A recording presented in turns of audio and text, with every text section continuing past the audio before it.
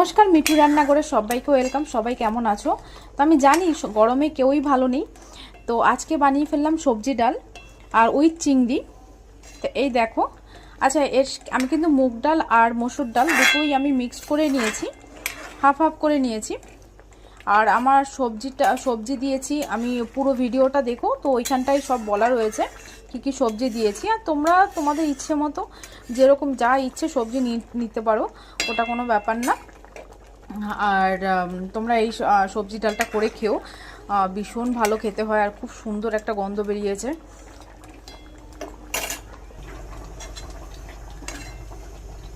এই দেখো,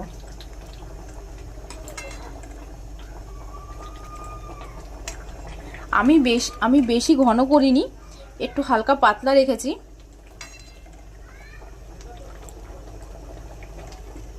এই রান্নাটা আমি আমার মায়ের থেকে